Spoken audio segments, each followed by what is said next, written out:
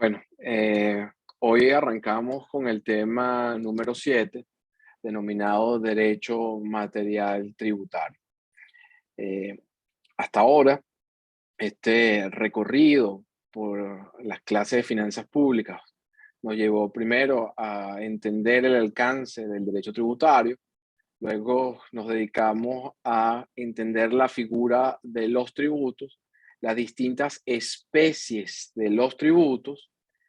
Luego pasamos a ver los aspectos constitucionales de la tributación, eh, que nos llevó a revisar los principios constitucionales en materia tributaria, y posteriormente revisamos la distribución del poder tributario.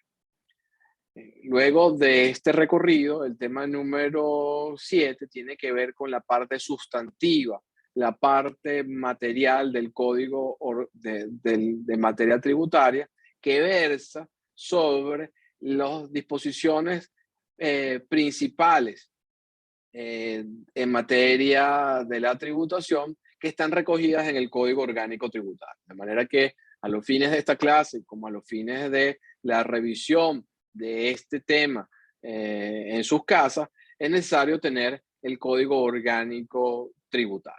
Dicho lo anterior, vamos entonces a arrancar con la clase del día de hoy. ¿Qué tiene? Arrancamos con el origen y el origen y contenido del Código Orgánico Tributario. Creo que lo mencioné en algún momento durante las clases pasadas. ¿Qué es el Código Orgánico Tributario? Ya lo vamos a profundizar a este respecto. A mí me gusta mucho la descripción del instrumento equivalente que existe en España, donde el Código Orgánico Tributario para los españoles es la ley marco en materia de la tributación. Imagínense que el Código Orgánico Tributario es el manual de instrucciones del que adquiere un equipo tecnológico, del que adquiere un equipo electrónico, la guía del usuario. El Código Orgánico Tributario no prevé, no contempla ningún tributo.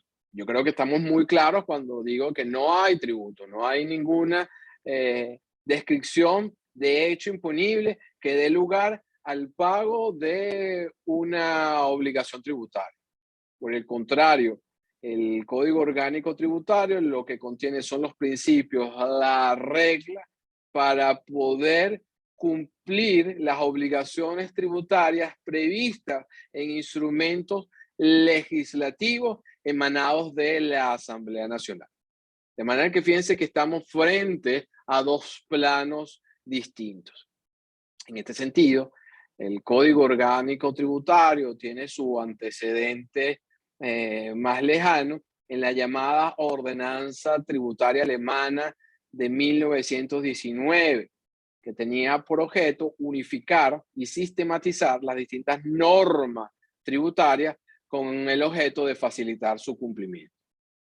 Imagínense ustedes que tienen un pequeño emprendimiento y que necesitan efectuar un pago del impuesto al valor agregado, pero no están claros cuál es la sanción por no cumplir, o hasta cuándo se puede pagar, o si existe la posibilidad de hacer un fraccionamiento de pago, porque una disposición está en la ley A, la disposición del fraccionamiento está en la ley B y la disposición en cuanto a las sanciones está en la ley C.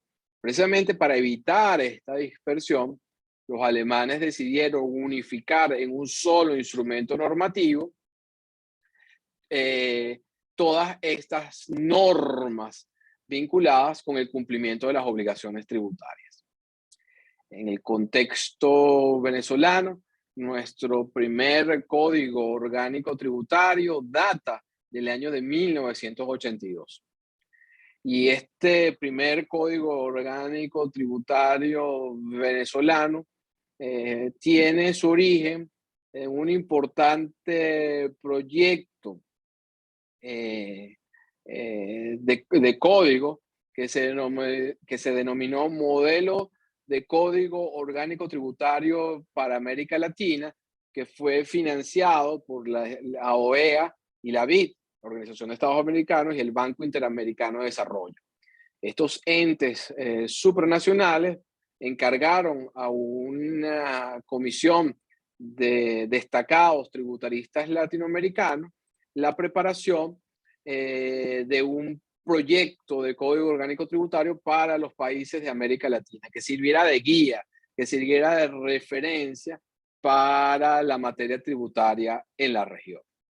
En este sentido, este modelo de Código Orgánico Tributario para América Latina tiene un importante elemento distintivo. ¿Cuál es ese importante elemento distintivo? La incorporación de principios y garantías constitucionales en el desarrollo de estas normas. ¿Qué abarca en cualquier sentido el código, nuestro Código Orgánico Tributario, pero sus equivalentes en la región? Bueno, las pautas para la creación de los tributos, lo relativo, lo atinente a la obligación tributaria, las facultades de la administración tributaria, los deberes de los contribuyentes y de los terceros, las sanciones y los recursos, tanto administrativos, judiciales, con los que cuenta el contribuyente para impugnar las actuaciones de la administración tributaria. Ahora ustedes pueden entender por qué en España a este instrumento se le denomina ley de general de la tributación. En cuanto a su denominación, a su nomen, Código Orgánico Tributario, originalmente, bajo la Constitución del 61, la atribución o la calificación de orgánico pretendía darle un carácter superior a los de una ley ordinaria. Hoy en día esta distinción no existe en el marco de la Constitución vigente. Sin embargo, para algunos autores, el Código Orgánico Tributario tendría una jerarquía superior al de una ley ordinaria porque tiene la posibilidad de afectar derechos humanos fundamentales. Y en este sentido tendría un carácter superior al de una ley ordinaria. En todo caso, esta calificación, esta distinción de orgánico como superior jerarquía ha perdido relevancia en el marco constitucional actual, pero lo importante es que se mantiene a pesar de el esfuerzo de la Asamblea Nacional en ir erosionando estos principios y garantías constitucionales, tuitivos, garantistas de los contribuyentes, todavía mantiene su intención orientadora, organizadora de la materia tributaria. Y en este sentido, es fácilmente comprensible reconocer que el Código Orgánico Tributario va a desarrollar los principios y las garantías que nosotros revisamos con ocasión al tema número 6. Entre ellos, obviamente, el principio de legalidad, el principio de irretroactividad, de tutela judicial efectiva, de no confiscación, de capacidad contributiva.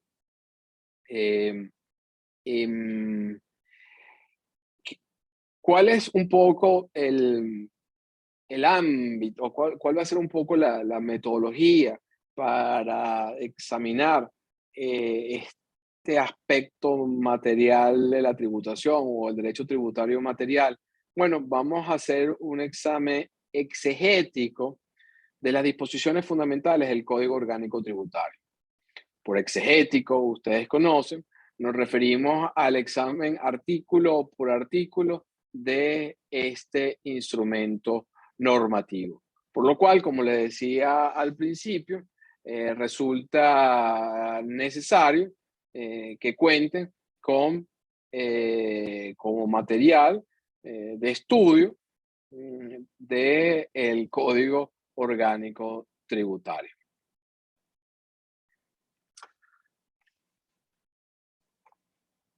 Voy a ubicar mi código orgánico tributario para poder eh, empezar este examen. Si me dan un minuto, por favor.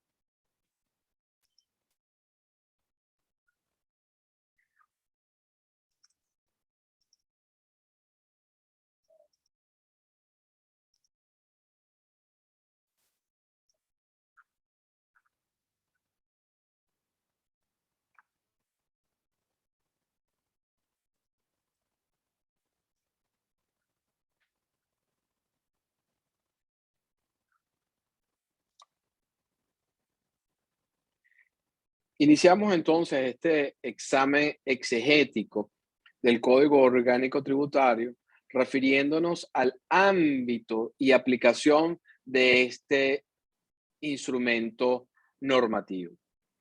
En este sentido, el artículo 1 del Código Orgánico Tributario alude a su ámbito de aplicación, atendiendo a la materia y a la división político-territorial. De manera que vamos a revisar entonces. Disculpen, es que lo abrí en la computadora de mi oficina, pero no en esta donde tengo el Zoom. Y quisiera compartir la pantalla con ustedes.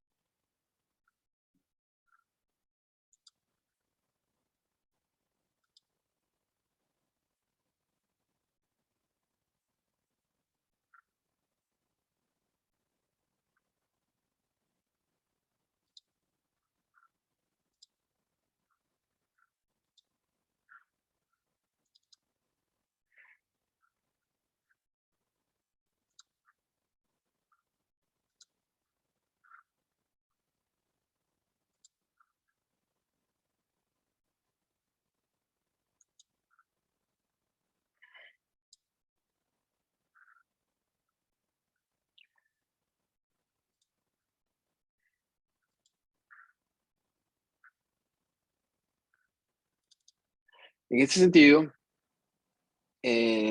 señala el artículo número 1 del Código Orgánico Tributario vigente en respecto de cuál es su alcance. Fíjense, señala el primer párrafo de este artículo que las disposiciones de este Código Orgánico Tributario son aplicables a los tributos nacionales y a las relaciones jurídicas derivadas de estos tributos. ¿Qué podemos nosotros destacar, resaltar de la lectura de este primer párrafo? Que las normas de este código no se aplican necesariamente a los tributos, competencias de otros órganos políticos territoriales, es decir, estados y los municipios. Que el código tiene una aplicación plena, es decir, en su totalidad, a los tributos nacionales, que comprende o que abarca las relaciones jurídicas derivadas de estos tributos. Entonces, fíjense que hay una parte muy importante, porque quedan en principio por fuera el régimen de derecho tributario material aplicable a los estados y los municipios. Porque la única aplicación plena tiene que ver con las normas vinculadas a los tributos nacionales. Pero incluso respecto de los tributos nacionales hay un régimen especial que está previsto en el segundo párrafo de este artículo número 1.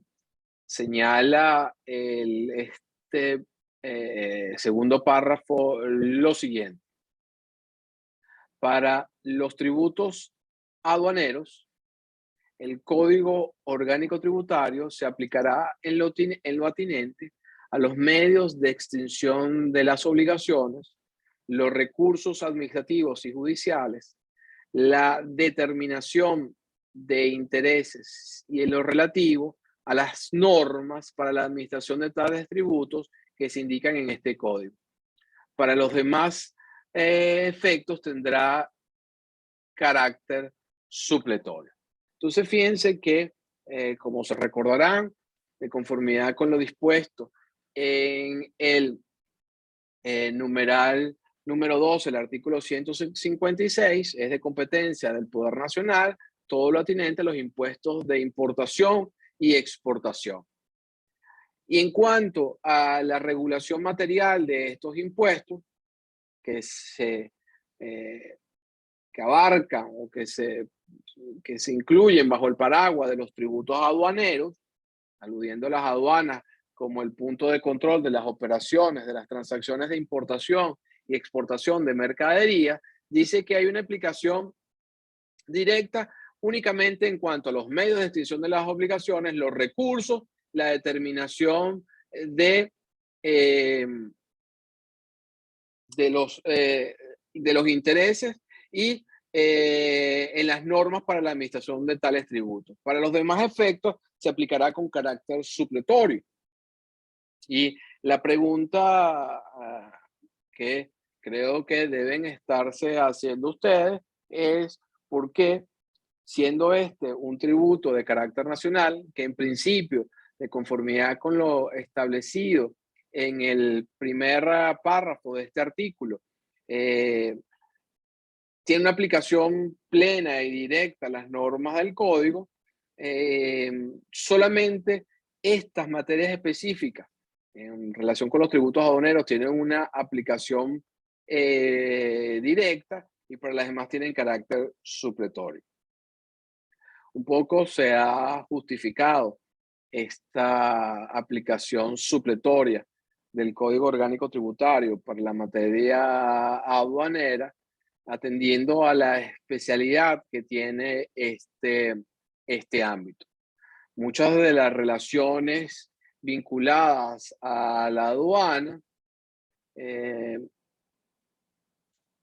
tienen una connotación que va mucho más allá de lo estrictamente tributario. Tienen que ver con temas vinculados a sanidad, higiene, a políticas comerciales, a temas de dumping, temas de geopolítica, por lo cual el legislador del Código Orgánico Tributario consideró que pudiese, por su sensibilidad, por la naturaleza de esta materia, que su régimen fuese tratado en una ley especial o que tuviese un régimen particular o especial, ateniendo a esas circunstancias. El legislador del Código Orgánico Tributario estableció entonces ese carácter supletorio del Código Orgánico. Quiere decir eso, que en la medida que no exista una norma específica en el régimen aduanero, se va a aplicar lo dispuesto en el Código Orgánico Tributario. Ahora bien, de existir una norma en el régimen aduanero, la norma del Código Orgánico Tributario tendría o no se aplicaría o tendría una aplicación de contenido supletorio. Agrega el siguiente ámbito de aplicación, también tiene un carácter supletorio y señala lo siguiente. El tercer párrafo del Código Orgánico Tributario indica que las normas de este código se aplicarán en forma supletoria a los tributos de los estados, los municipios y los demás entes de la división político-territorial. El poder tributario de los estados y los municipios para la creación, modificación, supresión o recaudación de los tributos que la Constitución y las leyes le atribuyan, incluyendo el establecimiento de exenciones, exoneraciones y beneficios fiscales y demás incentivos fiscales, será ejercido por dichos entes dentro del marco de la competencia y autonomía que les son otorgadas, de conformidad con la Constitución y las leyes dictadas para su ejecución. Quisiera conectar este párrafo del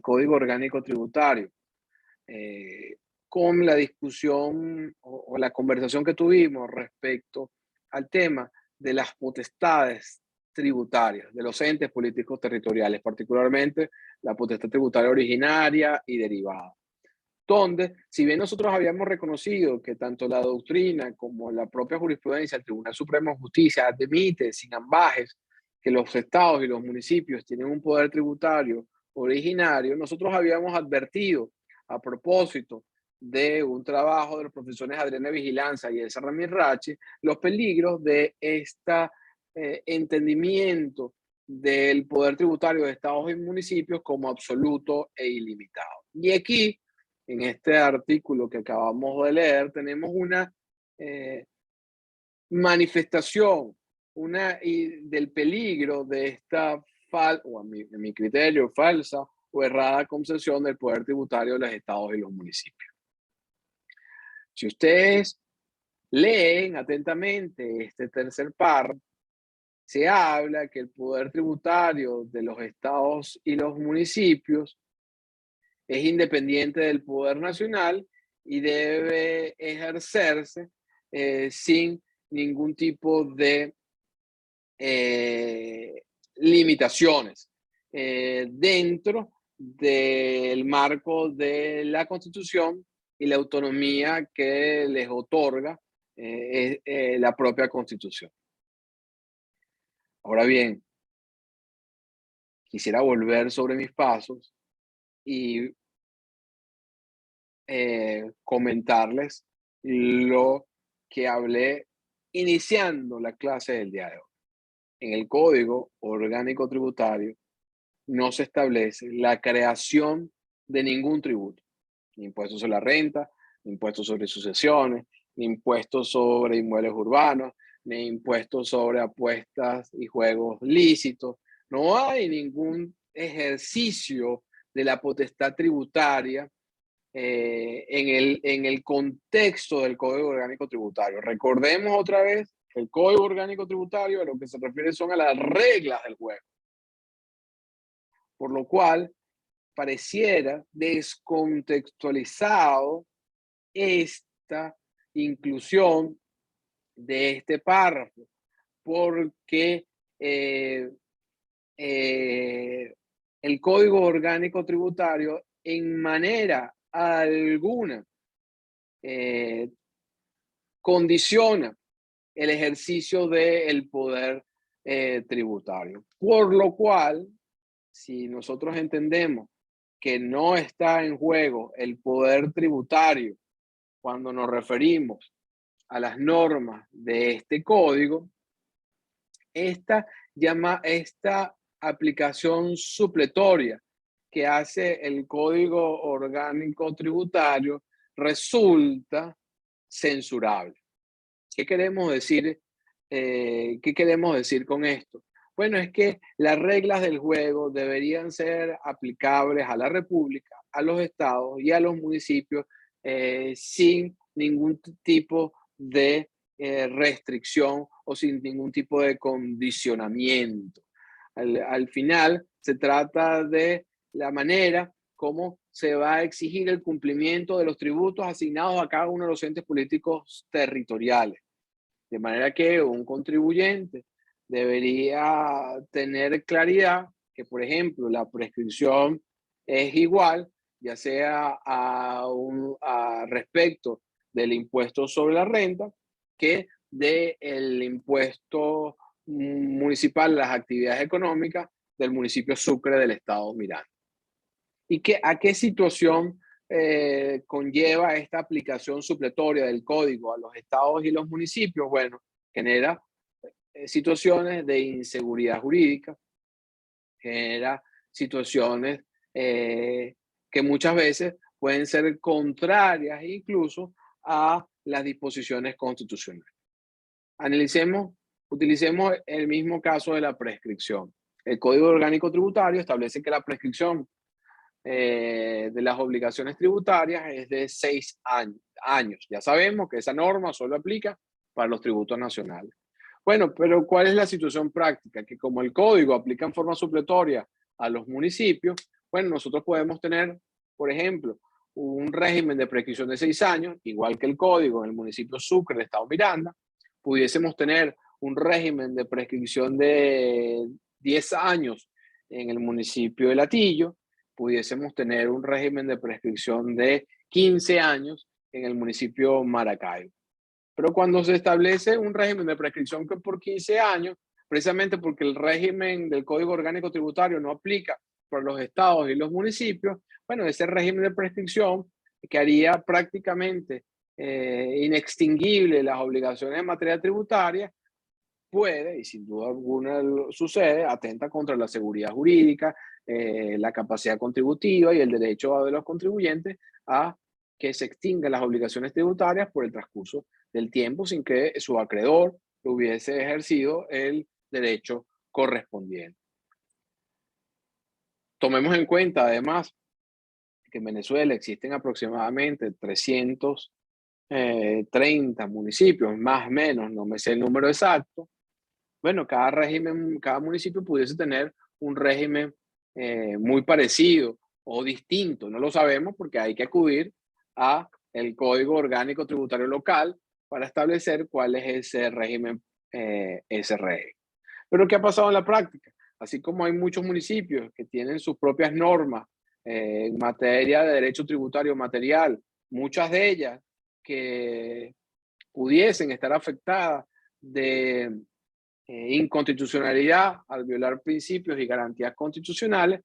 Por otro lado, tenemos un montón de municipios que repiten las normas del Código Orgánico Tributario. Entonces, la pregunta que nos hacemos es si al final el municipio va a repetir las normas del Código Orgánico Tributario, era una política mucho más coherente y mucho más garantista, intuitiva de los derechos contribuyentes, dejar que el Código Orgánico Tributario fuese una norma paraguas, una norma general para los tributos de cualquier ente político territorial, no solamente de la, de la República.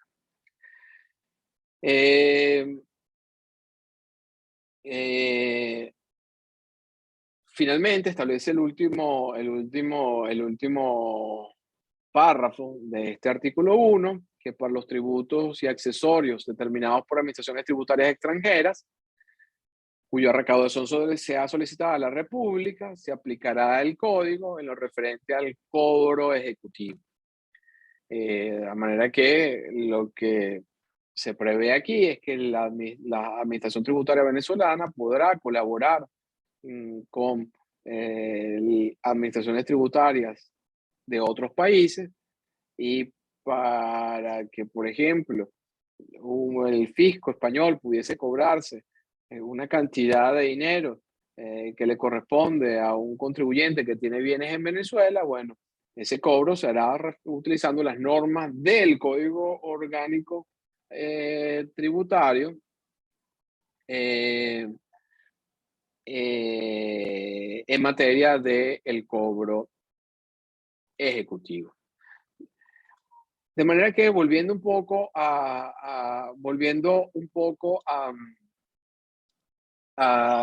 la discriminación de la norma del Código Orgánico Tributario para los estados y los municipios, la justificación que en su oportunidad se le dio a esta norma era que se afectaba la autonomía y el poder tributario de los estados y los municipios si las normas del Código Orgánico Tributario se aplicaban a estos entes políticos territoriales.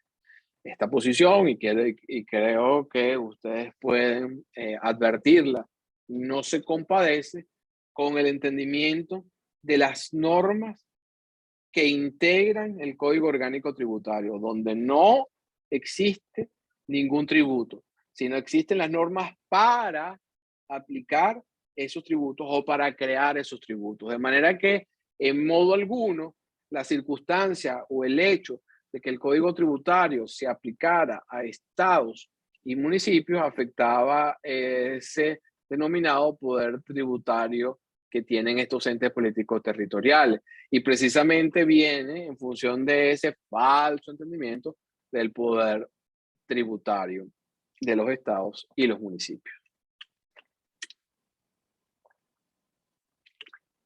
El Código Orgánico Tributario incluye adicionalmente su propia pirámide normativa. Establece cuáles son las fuentes del derecho tributario. Es una norma de contenido o de carácter pedagógica, un poco para que el operador jurídico tributario pudiese tener esa visión de cuál es el orden jerárquico en esta materia. Examinemos entonces el contenido del artículo número 2 del Código Orgánico Tributario.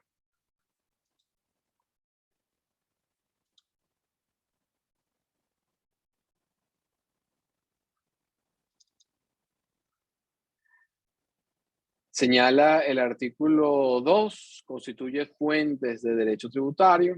Numeral 1, las disposiciones constitucionales. Numeral 2, los tratados, convenios o acuerdos internacionales celebrados por la República de Venezuela.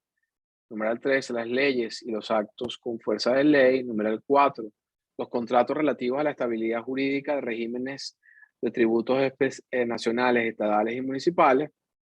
Y las reglamentaciones y demás disposiciones de carácter general establecidas por los órganos administrativos facultados a el efecto. Entonces, fíjense que no lo podemos ahora, o sí, creo que lo podemos. Si nosotros hiciéramos nuestra propia pirámide de Kelsen en materia tributaria, tendríamos que en el vértice está la Constitución Nacional. Después de la Constitución Nacional vendrían los tratados o convenios internacionales celebrados por la República de Venezuela. Fundamentalmente, estos tratados hasta ahora versan sobre convenios para evitar la doble o la múltiple imposición en el caso del impuesto sobre la renta, el impuesto al patrimonio. ¿Qué quiere decir esto en términos prácticos? Bueno, que al tener un orden jerárquico superior de acuerdo con nuestra pirámide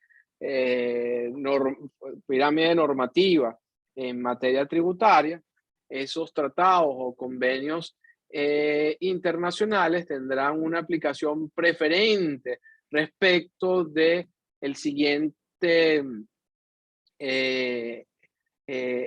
elemento en esta pirámide, que son las leyes y los actos con fuerza de ley, que no son otra cosa que los decretos leyes dictados por el Ejecutivo en aquellos casos en que han sido autorizados por la Asamblea Nacional. En términos prácticos, lo que esto significa es que en caso de un conflicto entre un convenio o un acuerdo de doble imposición y lo previsto en una ley interna se aplicará en forma preferente lo establecido en el convenio. Fíjense que este numeral 3 también está dirigido o resuelve, al menos desde el punto de vista dogmático, conceptual, una de las discusiones que habíamos planteado cuando nos referimos al alcance del principio de la legalidad en materia tributaria. Recuérdense que en aquella ocasión habíamos conversado respecto de cuál era el alcance del principio de legalidad tributaria, si era la ley formal o la ley material. Y habíamos visto que la jurisprudencia, así como buena parte de la doctrina, señalaban que el principio de legalidad implicaba que los tributos fuesen creados por leyes emanadas de la Asamblea Legislativa o leyes dictadas por el Ejecutivo Nacional en virtud de un decreto ley, autorizado por la Asamblea Nacional. Fíjense que este numeral del Código Orgánico Tributario iguala ambos instrumentos legislativos, tanto las leyes como los decretos leyes, y señala como de inferior jerarquía a lo previsto en los convenios y los tratados internacionales. Luego hay una particularidad importante, no sé si llegaron a advertirlo, en el numeral 4, no sé si a alguno de ustedes les llamó la atención este numeral 4 del artículo número 2 del Código Orgánico Tributario, que señala que constituye fuente del derecho tributario los contratos relativos a la estabilidad jurídica de regímenes de tributos nacionales, estadales y municipales. Y quizás algunos de ustedes, ahora en esta relectura de la norma, pueda entender un poco la inquietud que puede surgir en relación con esta disposición. ¿Y a qué me refiero con esto? Bueno, que como ustedes deben tener la noción, los contratos son actos que celebran las partes que tienen una naturaleza convencional, donde hay recíprocas condiciones, donde hay una negociación. Los contratos constituyen una figura diametralmente distinta al poder tributario, donde los tributos son creados por el órgano legislativo, atendiendo a un concepto de autonomía, donde hay una representación de los particulares por los asambleístas, pero no hay una suerte de negociación, no hay una suerte de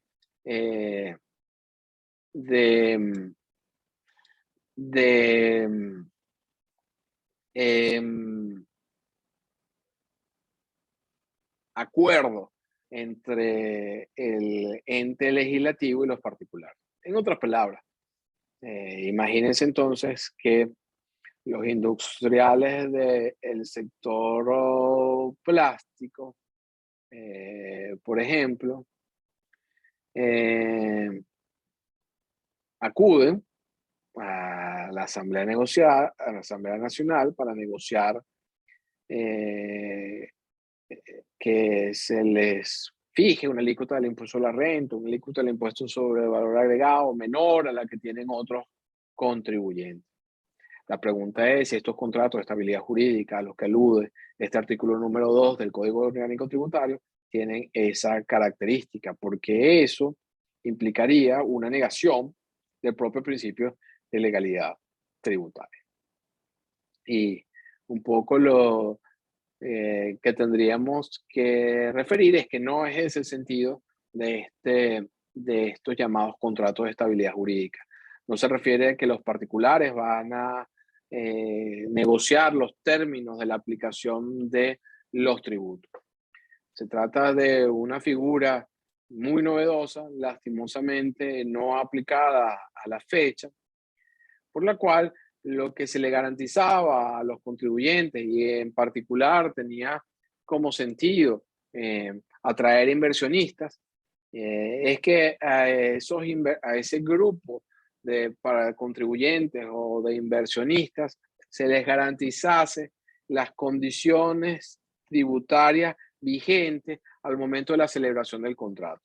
De manera que si posteriormente había un cambio en la normativa para agravar o hacer más oneroso la tributación de este grupo en particular, estos beneficiados del contrato de estabilidad jurídica gozaran de las condiciones originales durante el tiempo de vigencia de este contrato.